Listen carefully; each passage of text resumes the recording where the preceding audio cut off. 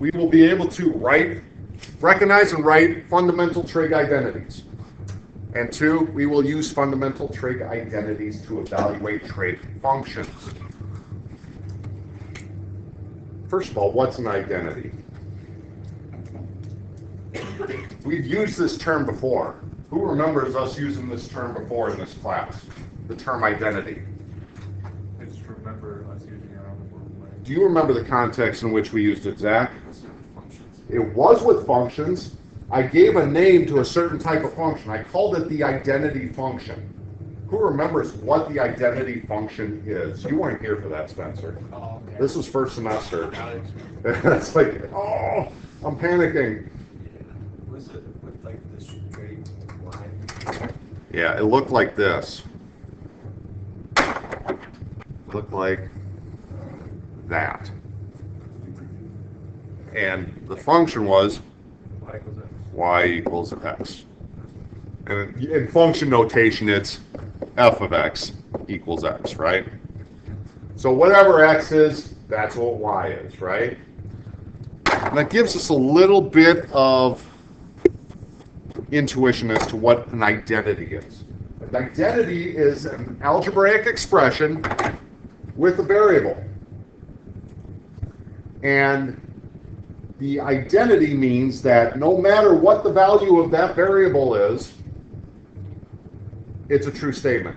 So let me give you an example.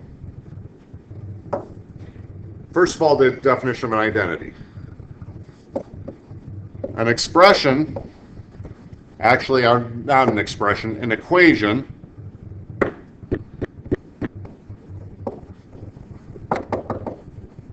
that is true regardless of the value of the variable in it. So, an example. While you're writing down the definition, I'll write down the word example.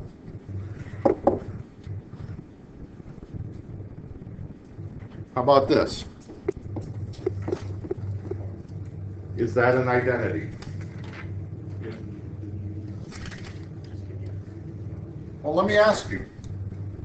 What if x equals 1?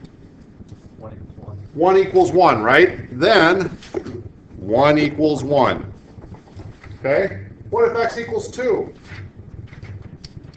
2 equals 2, right? Maybe this will go quicker because there's an infinite number of possibilities on either side of 0 on my number line, right? Is there a value for x that would make this untrue?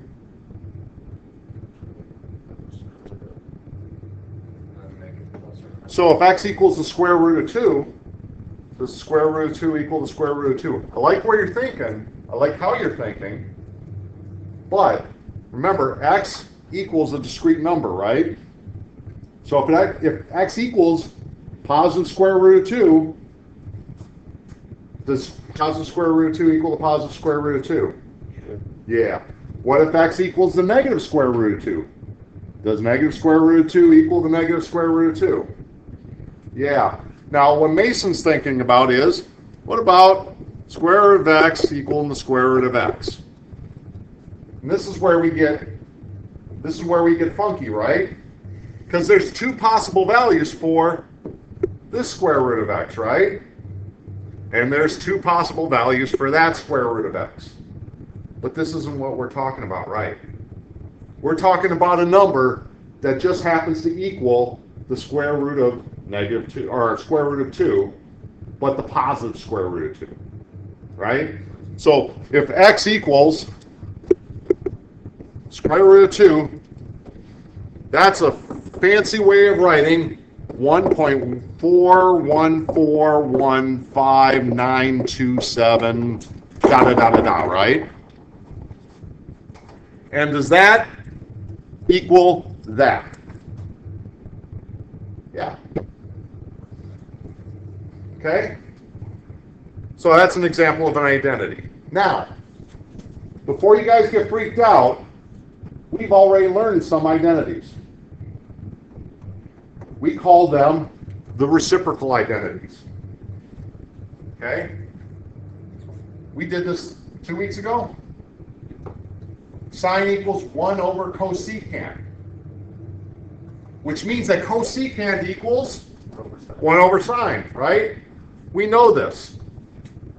So I'm going to write these down over here. Sine of x equals 1 over cosecant of x, and cosecant of x equals 1 over sine of x. Same thing for cosine. What's the reciprocal of cosine? It's secant. Cosine of x equals, I'm going to get small here, aren't I? 1 over secant of x, and secant of x equals 1 over cosine of x. And then tangent and cotangent are reciprocals of one another. So cotangent x equals 1 over tangent of x, and tangent of x equals 1 over cotangent x. Can you see that over here, Kristen? Can you see this right here? No, you can't. You're lying. You're so lying. I can't see the right half. Right. You can't see basically from here on over, right? The right half. Oh, well, I guess that's okay. Nice thing is I got it right here too, right? All right. Not earth-shattering, right? In fact, this is straight up review. Okay? That is straight review. So if you know this already, know that this is part of this lesson. As is this. From those reciprocal identities, I can derive quotient identities. We know that tangent equals sine divided by cosine, right?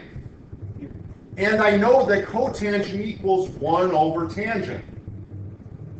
So if I wanted to express cotangent in terms of sine and cosine, what would I do? Cosine over sine. Boom, flip it, right? So let's do that. Cotangent equals 1 over tangent, yes? And that equals 1 divided by sine over cosine. With me so far? Divided by a fraction is like multiplying by the reciprocal. That's how I divide the fraction, right? So then that's the numerator, 1. That's the 1 right there. This 1, I hate that it doesn't let me stand. This 1 is right here, and this guy gets turned into a reciprocal right here. That's how I divide fractions. And then I get cosine over sine. That's how I know just to flip it. Okay? So this is one of my quotient identities. Cotangent of x equals cosine of x over sine of x. And we already knew from before, Josh, that tangent of x equaled sine of x over cosine of x. Your quotient identities. These 1, 2, 3, 4, 6, 7. These 8 identities are reviewed. These 8 identities are reviewed. The third category is going to be some new stuff. These are the Pythagorean identities. Why do you think I call them the Pythagorean identities? Deal with right triangles. triangles. Close. Yes, but there's more. I'm using the Pythagorean theorem to come up with these identities. Don't we? There's more. So for the fun part is learning the Pythagorean identities. First, we start with the unit circle. And I'm going to draw out, wow, that's big. How did you do that in Desmos? What's that? How did you do that in Desmos? Well, I did it in Desmos, took a picture of it, and then I pasted it to my document. But is there a button that just says make a unit circle? No, no. You have to, what's the equation for a circle, Henry? Oh, x squared plus y squared equals 1. Well, x squared plus y squared equals r squared. Oh. So if I want a radius of circle of radius 5, it would be x squared plus y squared equals 25, right? Yeah. But yes. And then I can move this up by subtracting from x. I can move, or I'm sorry, subtracting from y. I can move it down by adding y, adding to y, left and right by adding and subtracting from x. But we digress. So we're going to start with the unit circle, and we're going to draw an angle with a terminal side in the first quadrant. What does that mean?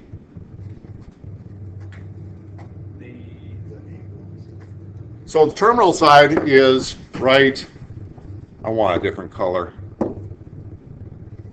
Right here, right? Yeah. And I didn't put down that it's in standard position, but if it's in standard position, where's my initial ray? Positive x-axis, right? Why back? Bam. So there's my angle. Okay? When you're done with that, label the coordinates where the terminal ray intersects with the unit circle. Okay? Give me exact values of the coordinates as a function of the angle theta. So this is theta. What are the coordinates of this point? Who knows what the coordinates of that point are as a function of theta? I don't know that this is a 45-degree angle or a 60-degree angle or... What's this always? Cosine. Cosine of theta, right? Cotangent. No, the x is always the cosine, right? And the y is always the sine of theta, right? Because there's my triangle, right? There's my right triangle. And the length of this side is my x coordinate. The length of this side is my y coordinate. Are we clear on that so far? All right, so now I've done that. Did it in purple though. All right, so now I want you to come up, I don't want the number yet, we'll get to that, but I want you to come up with a expression to find r in terms of this side and this side.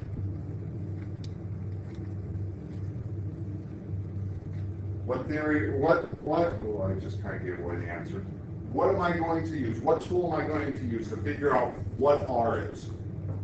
Cosine squared plus Angle. cosine squared plus sine squared equals r squared. What tool? Don't give me the answer, give me the tool. The Pythagorean theorem. The Pythagorean theorem, right? I know the length of this side as a function of theta, right? This is cosine theta. And I know the length of this side, this is sine theta. Zach, what you're talking about is proving that two triangles are similar or congruent, right? So, if I do that, right, like Henry and Kristen said, cosine squared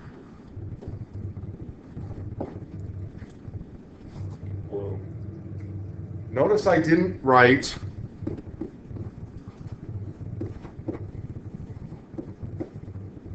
Notice I didn't write that. Why do you think those are different? You're squaring the angle, not the. Which one am I squaring the angle in? The one on the right or one on the left? Right. Yeah, this one, I square the angle and then I take the cosine of it.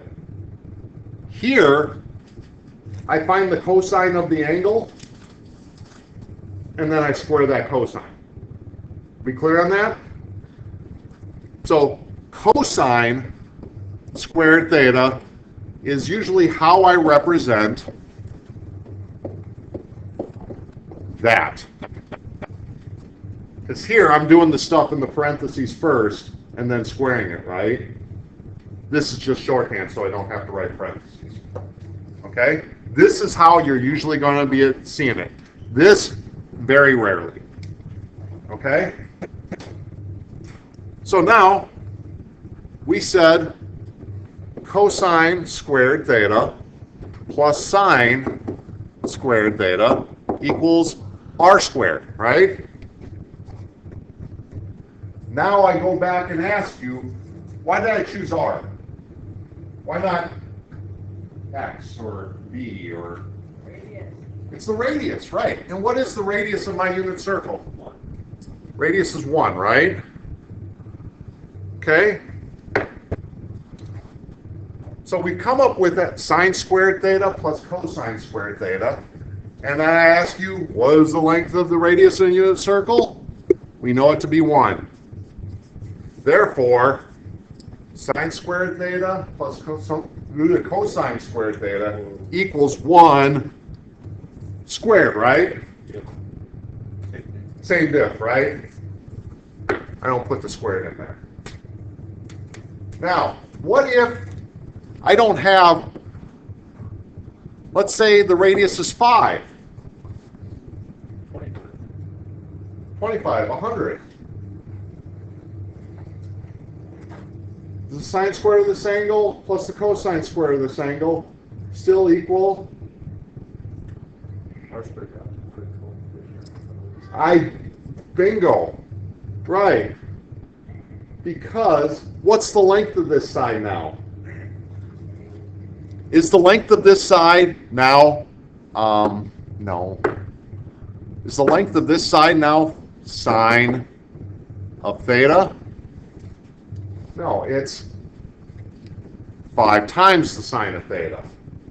And the length of this side is 5 times the cosine of theta, right? So it works with a triangle of any length. Any length. Again, multiple representations of the same thing. Beautiful. All right, so this is the first of the Pythagorean identities. So, sine squared theta plus cosine squared theta equals 1. And we'll stop for today. The other two are very simple, but we'll get to those on Tuesday. Now, if you want, you can try and struggle through these on your own, and I encourage it. There's the exercise or the practice set due on Thursday of next week. Due on Thursday. I encourage some struggle. Struggle is good.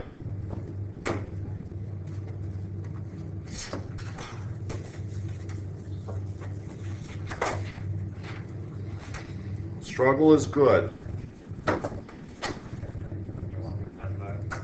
Yes, if you have